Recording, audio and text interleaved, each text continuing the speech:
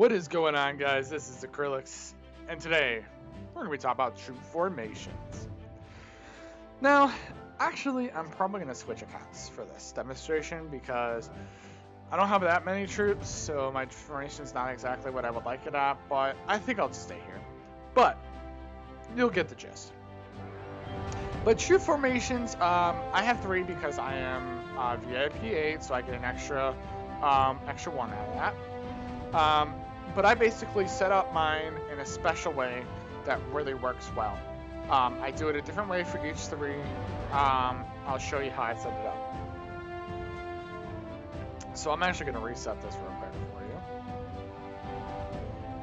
Now, to get this, I had to do some research. I had to look up on YouTube and Reddit and all that stuff so that I could... Oh, it doesn't let me save it.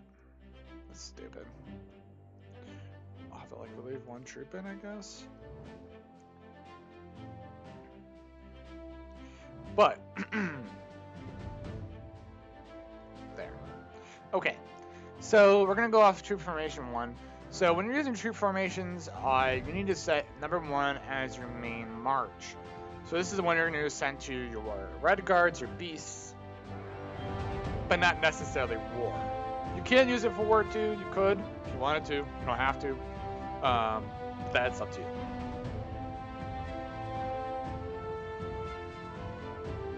So if you go to troop formations, you can see your max march changing depending on if you have your airship on or not. So you want your airship on all the time. There should not be a reason why you don't have your airship with you unless it's artillery that's going to the mine while you do other things with your regular troops, which I do all the time. So this is what I do. So there is a special way to do this. Now I saw a YouTube video where this guy was like, okay, so you do it this way, you do it like this, you do it like that, and he just kept going down to and then you just do 100, 100, 100, 100, 100, 100, 100, 100. Okay, well, he didn't explain at all how he got this, how he came up with this. He said that it works, but he doesn't explain how it works. So I left a comment. I was like, dude, you didn't even explain. All he said was 100, 100, 100, 100, and do this. But you didn't explain how this even works. How do you get these numbers? It was pretty amazing. But, so I did some poking around. I could not find any reliable source that actually explained how to do this. So I started experimenting. Now, I believe that it's about a 2-to-1 ratio. Alright, so we're actually going to, for this demonstration, we're actually going to go to a war report here. Now, I try to keep up with my war reports, try to keep them down, because I don't need all these quarries, conquered emails here. I'm just going to delete these while I'm here. And all these scouts don't need.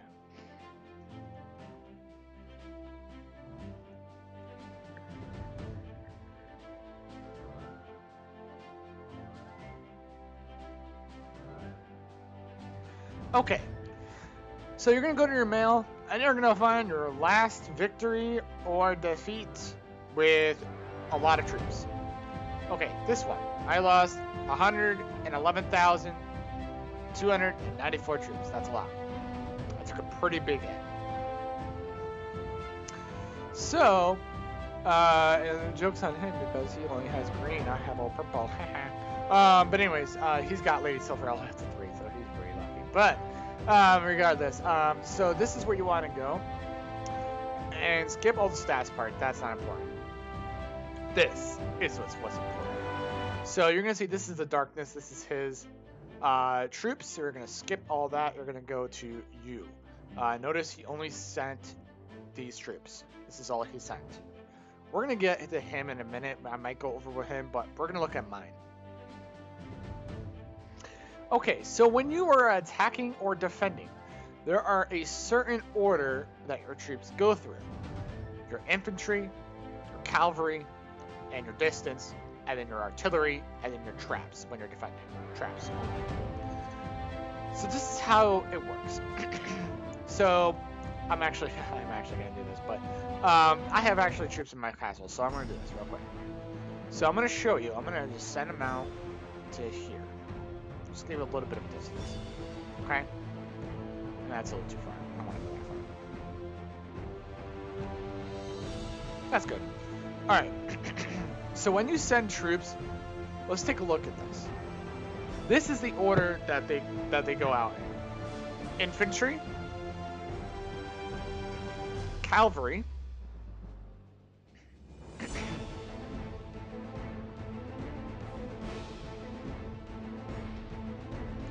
and then distance bring up the rear with your airship. There's distance.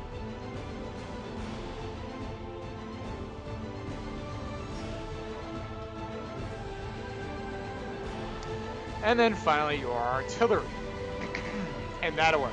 That's how it comes up, okay? So if you go back to your mail,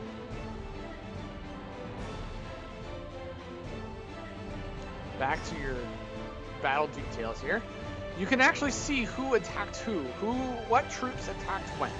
So, okay, so I had like 19,350 tier 8 armored spearmen, which is that's not a small number. That's a pretty good number.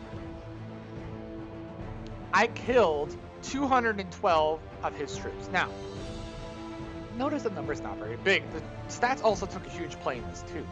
I'm actually going to look at a win in a minute here, but you can see that my infantry took a. I pretty much lost all of them. None of them survived. My cavalry, after my infantry was attacked, my cavalry swooped in and took out 4,000 of his troops. They're like, all right, you killed my brothers. But then they also perished. And then my distance troops were like, no, you can't hurt me. And then they came in and attacked. Took out 6,000. 22,000 of them were lost. Or I should say, then my artillery was like, hey, I'm going to slap you. And they did nothing. Then my traps did a decent amount. Not terrible.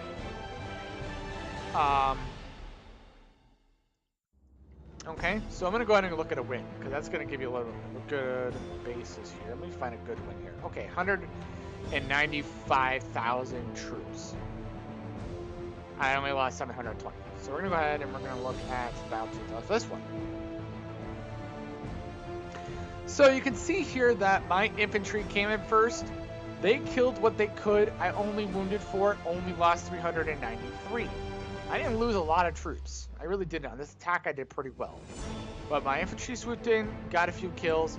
Now, notice this is 15,000 and 10,000. Now, I sent in my carabiners, my cavalry. They took out 81,000 troops. They were wrecking it. Because your infantry attacks first, they knock out the first guys. And then the cavalry comes in and cleans up. And then finally, your distance who come in and kill the last guys that are standing. And then your artillery attacks traps and kill some troops. So they got 8,000, but my distance by far did most damage, but took a little more. Well, not most damage. I mean, it did a little less, but comparable to my cavalry. This guy, he only had T6, but his spearmen, his skirmishers actually did more damage than his tier 6. This is a prime example of why it's good to have variety, because even though his spearmen didn't get any kills, that allowed his skirmishers to get kills. Because without these here, this would be 0. This would be 0 right here. And then his cavalry got attacked. Now, T5 to T1, he didn't have any T6 home, unfortunately, but he took some losses. He didn't take any losses at this one. He just got wounded. This one he did. But that's probably because his hospitals were full. But he got 286 kills. These guys didn't come in. They just got slaughtered. And then his distance swoops in, and he takes out some of my troops. He takes out a good number of my troops with his distance. And he loses most of his troops at this point. He lost 39,000 troops on his artillery, and I took out some traps, which also took out some of my troops too. So you can see that having a variety is important. You can especially see with the infantry, cavalry in distance too, but like 173 Like this would not be this here. This would not be the here if these guys weren't there to knock out the first wave, or not the first wave, but you know what I mean.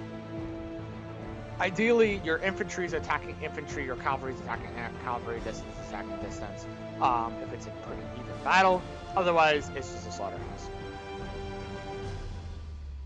And also, stats do play a huge part of this too. But he lost 88,000 troops and wounded 106,000, so he's gonna be hurt for a while. So this is him right here. C16. Okay. So back to the troop formation. So that's how I figured out how to do this, because if you look at your battle details, for each, look at a defense, look at an attack, look at about 3 each, get a general idea of who's doing damage.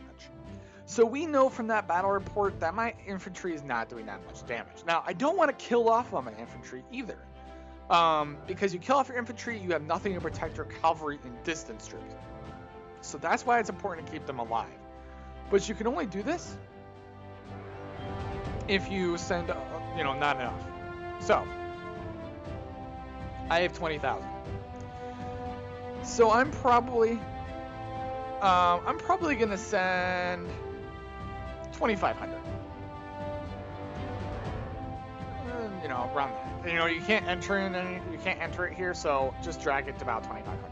Now, Chris, this depends on how many troops you have. So, there's no particular formula. Maybe about a quarter of your troops if you want infantry. I'm not even doing a quarter. I'm doing less than a quarter right now. But this is just a rough draft, if you will. Okay, cavalry you want about half. So I'm gonna send about that 10,000. Distance you want all of your distance, or a majority of your distance. You can actually lower this down to about, because you don't want to lose them all too.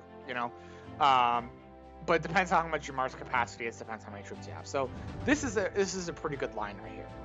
This is a pretty good line here. 2,500, 10,000, 18,000. So this is not bad right now. This is just a rough draft anyways. No artillery, at least for now. If you want to use artillery all the time when you're attacking, that's fine, but I leave it out. If I want artillery, I will add it in. Alright, so then again, I have 14,000 here, so I'm going to go ahead and I'm just going to set this to about 2,500. Okay. Cavalry, I have 2,300. I don't have a lot. And I don't want to send less cavalry than I do infantry. So I'm going to go ahead and I'm going to lower this number, because I want to make sure that I have more cavalry than I do infantry. Otherwise, this plan is not going to work. So I'm going to lower this down to about 2,000. I'm going to leave a couple at home. Now, my distance is only 899. Now, this is way too much of a gap. I'm just going to send all of them, because 899, there's too little of them to make a difference right now. So I'm just going to send all of them. Alright, tier 6. Let's just take a look at how many I have. 2,060. I've been training tier 6 a little bit, so I have 2,000 each. So I'm going to send probably about 500 or so, 1,000 or so, and then 2,000 distance. And then these ones I have 10,000 each. So these ones are kind of like my backups, if you will. So I'm going to go ahead and I'm going to send like 2,500, 5,000, and 10,000. These guys, I don't really care if they die. Alright, so now I'm looking at my troop count. I have only 57,000 out of 94,600. So I can use some more troops. So I'm going to go ahead and I'm going to increase this number about 3,000. I'm going to go about 4,000 here. 4,000 or 5,000. And you just want to keep adjusting these.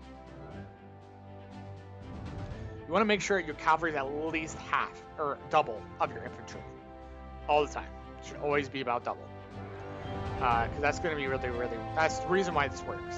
Okay? So you're just going to keep going. I still have a little bit to go. So I'm going to go ahead and raise this to 10,000. Or I'm actually going to go 8,000. I'm going to go 16,000 here. And then I'm going to go 24,000. So this distance should always be almost at the max. At the max or a little bit below the max, depending on how much troop you've got. Go ahead and increase this again. Now, in this case, I don't have a lot of cavalry, so I'm going to go ahead and send all of them. I can't do half here, which is fine. I'm going to increase that to 14. I'm going to raise this to 7. I'm just going to keep going ahead and adjusting this just a little bit at a time. Now, I only got about 10,000 of those, so I'm going to go ahead and send all of those. I'm going to go back up here, send a little bit more. Almost there. This is the most tedious part. Okay. There you go. Now, this is my troop formation, so...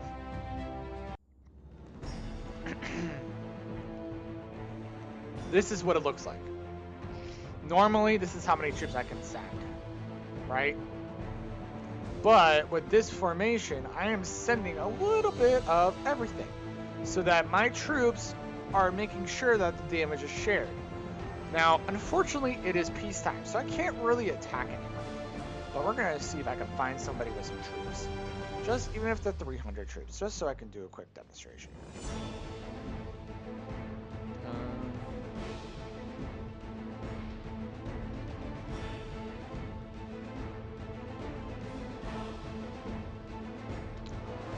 Let's see. No troops. I don't think I'm going to be able to do a demonstration. I don't think there's anybody with troops right now. Nope. Okay, fine. I can't really show it in action, I guess. Actually, maybe I can. I don't know if this will show us, but... haha. This is going to be a little off. This is not going to be 100% accurate. No airship I went with this march, but... because you don't really lose troops on this, so this is not really exactly the best example. But basically what would happen is my armored spearmen, right, would come in, do get a fair amount of kills. Your infantry will get the fair amount of kills. You can see here that they got the most kills. Hold on, I'm sorry. Hold on. Not important. Anyways, my infantry would generally get the most, not the most, but a fair amount of kills. You can see here that actually my mounted musketmen got 12,000 more than all my other troops, even though they're higher tier. I had a few marchers out, so this is why there's not as many troops here. But basically, to give you a general sense, is you're, like I said in this battle report, where I killed this guy, right?